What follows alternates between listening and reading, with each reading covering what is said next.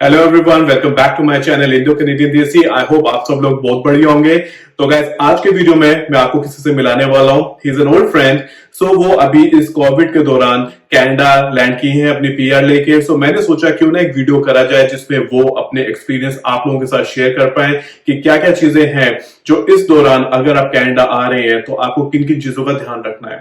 तो without further ado, let me invite my friend to the meeting and let's talk about his experience and देखते हैं हम उस experience से क्या क्या सीख सकते हैं। My friend Joel Das is here.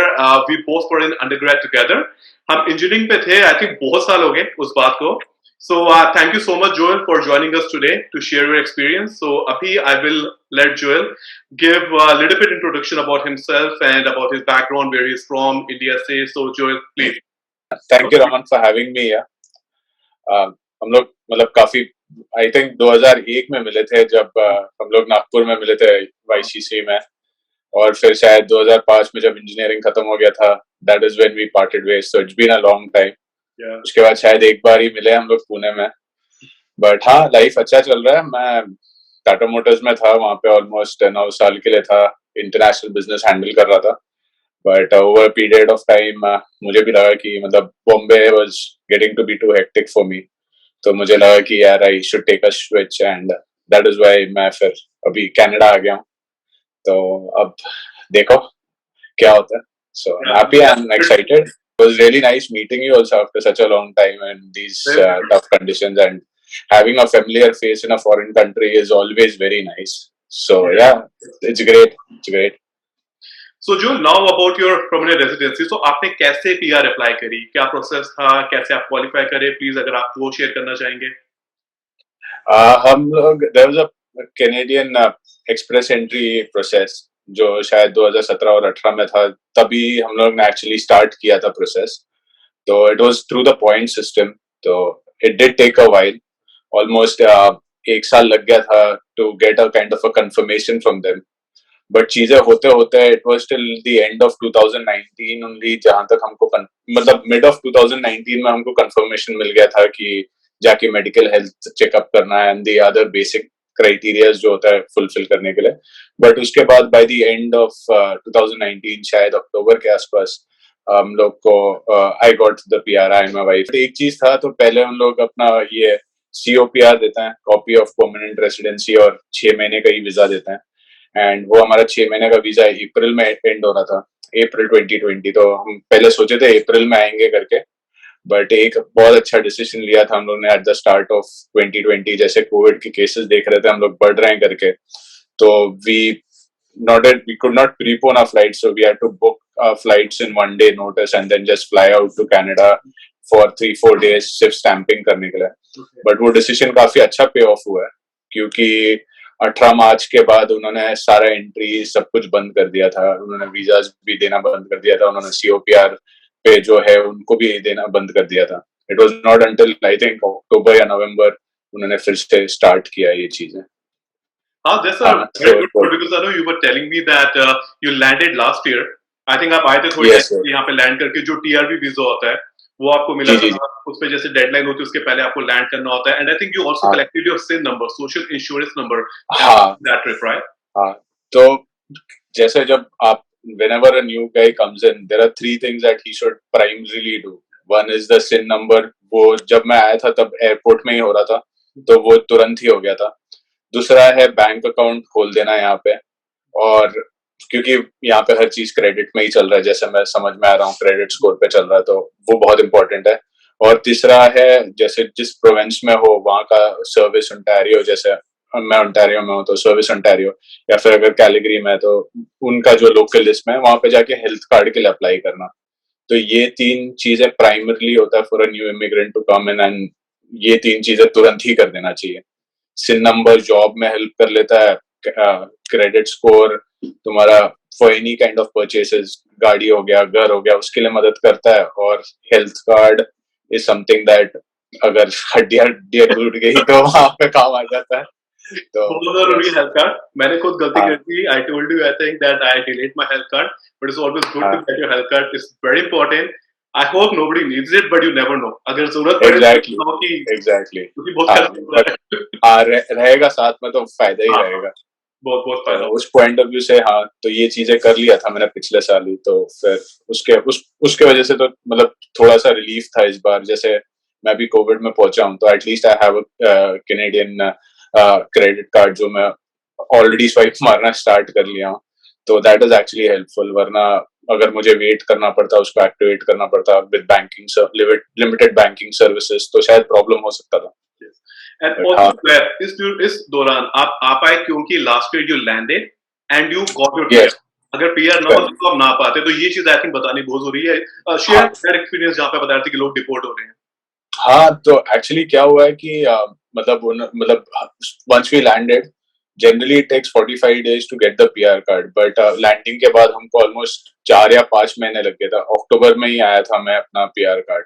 तो that was but that was a very good thing, क्योंकि कनाडा ने क्या कर दिया है कि उन्होंने I think somewhere in the last couple of months, 8 months ago or something, they stopped people who are coming for their soft landing in the sense with a COPR, उसके साथ मना कर दिया था। I think COPRs that were issued after 18th of March, तो उसके 2020, तो उसके बाद जिनका COPR है उसमें क्लियरली लिख के आ रहा है कि you can not travel to Canada on this. But लोग क्या सोच रहे हैं कि COPR is like a PR and that's why they do travel, तो a lot of flights to Canada are halting flights, तो बेस कंट्री से आप चले जाते हो, बट फिर जो तुम्हारा ट्रांसिट कंट्री है वहां पे उन लोग ये चेक करते हैं whether you have the card, और अगर आप वो कार्ड दिखा नहीं पा रहे हो तो फिर तुम्हें वापस भेजा जाता है। तो in the month from January 2021 to February 20th तक का मुझे पता है, सॉरी जनवरी, हाँ फेब्रुवरी मार्च तक पता है मुझे। ऑलमोस्ट 7-8 लोगों के बारे में पता है जिनको मतलब ट्रांसिट कंट्री से वापस भेजा जा रहा है, और उसमें से कुछ कुछ लोगों को अपना लगेज भी नहीं मिल रहा है वापस। And Joel, do you think there should be any tip for someone who is applying for his PR? I think tip would be patient, मतलब the country is definitely worth coming, जितना मैंने देखा है तो it is definitely worth coming, तो be patient and मतलब if you keep your papers in order तो फिर the process moves smoothly, and अगर तुम्हारे papers order में नहीं है तो फिर जो back and forth जो होता है उसमें टाइम जा सकता है। तो वो चीज एलिमिनेट करने के लिए keep your documents correct, double check your documents before you send them, तो फिर there will be no problem. Did you hire any consultant or you did the whole process by yourself? We did it by ourselves, Okay. my wife and me, we did it by ourselves, तो we did not, it is मतलब अगर IRCC के website पे जाते हैं तो फिर काफी स्ट्रेट फॉरवर्ड है, काफी जो चीजें हैं, एंड इट इज मतलब कि अगर ये तुम्हारा इतना उम्र है, अगर तुम्हारा इतना मार्क्स है, तुम्हारा अगर तुम्हें फ्रेंच आता है तो ये पॉइंट्स, अगर तुम्हारे IELTS में इतना स्कोर आता है तो इतना पॉइंट्स, तो काफी स्ट्रेट फॉरवर्ड है। तो उसमें ही तुम्हारे इवैल्यूएशन में तुम्हें पता लग जाता है कि तुम्हें 460 आ रहा है या 470 आ रहा है, जिसके बेसिस पे तुम अपना नेक्स्ट स्टेप प्लान कर सकते हो। If your points are there then it is also a lot on luck also, क्योंकि पूलिंग में मतलब it is not only whole of India, it is whole world who is applying.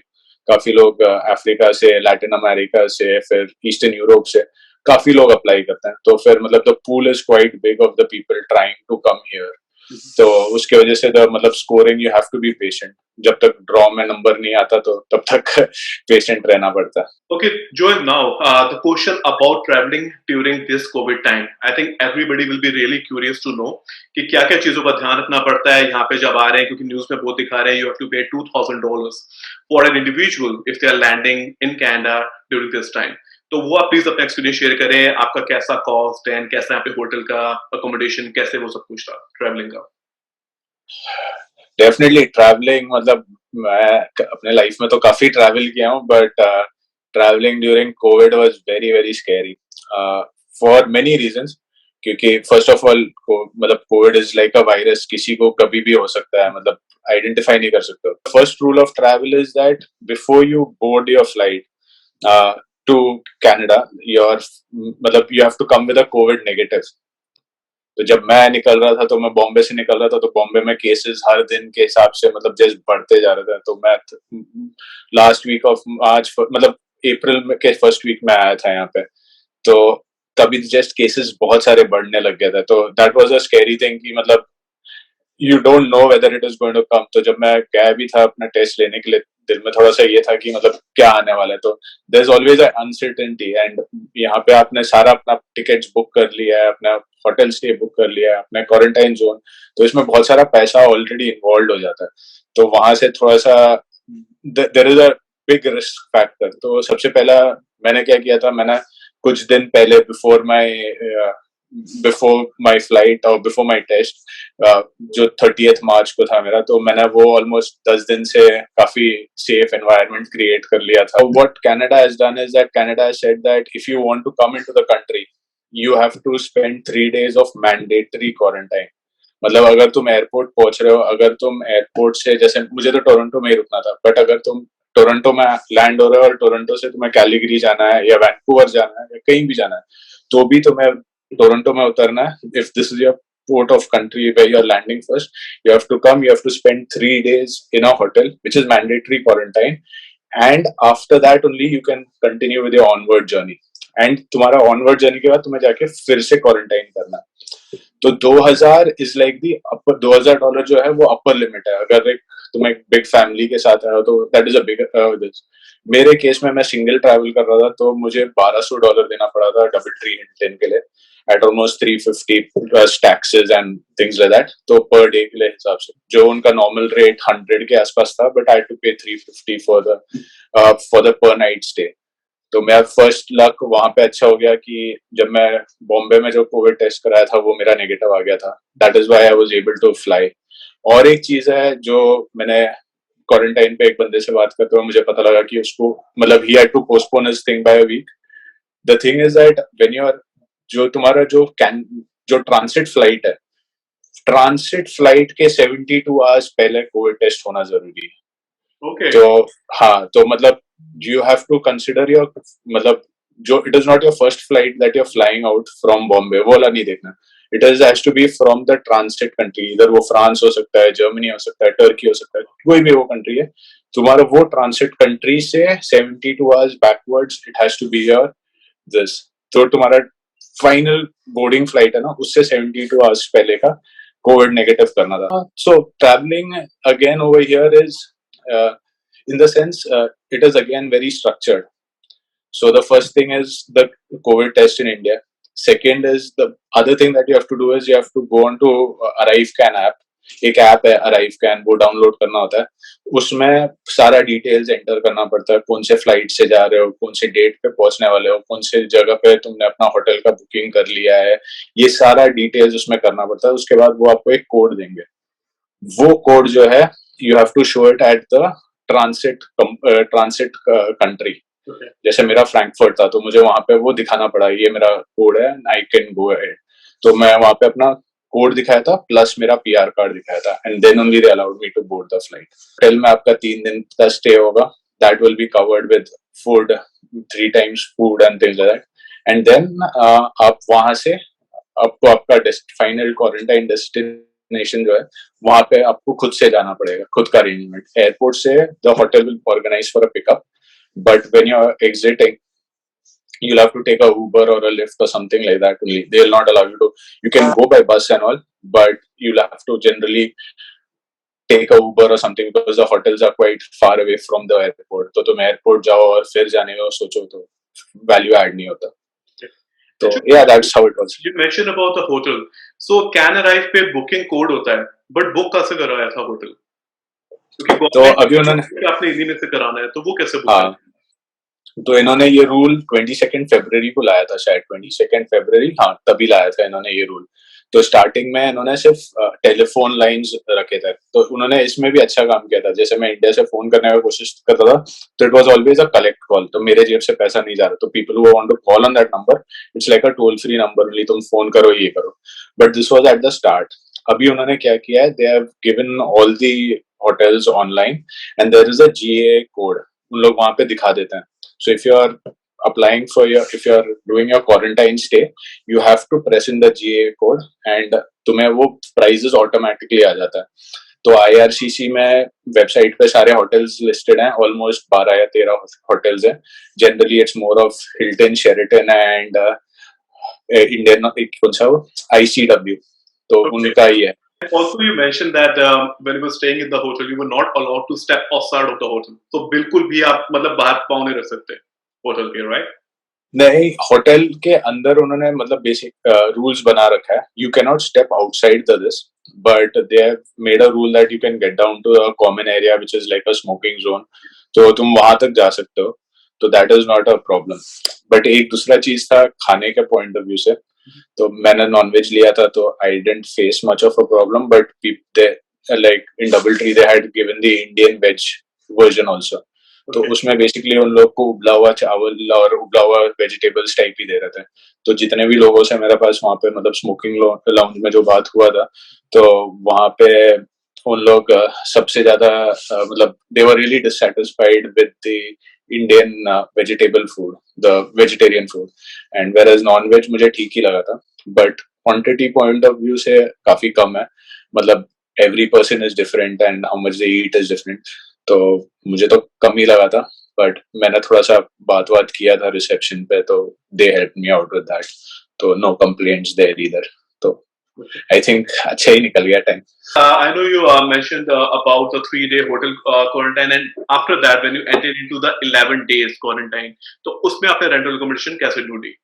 I chose a website which was giving a kind of a furnished flat or a furnished room in a flat with its own amenities like attached washroom and its whole setup, the common place, the kitchen. That is going to be shared with me and my flatmates, but the other place is completely private.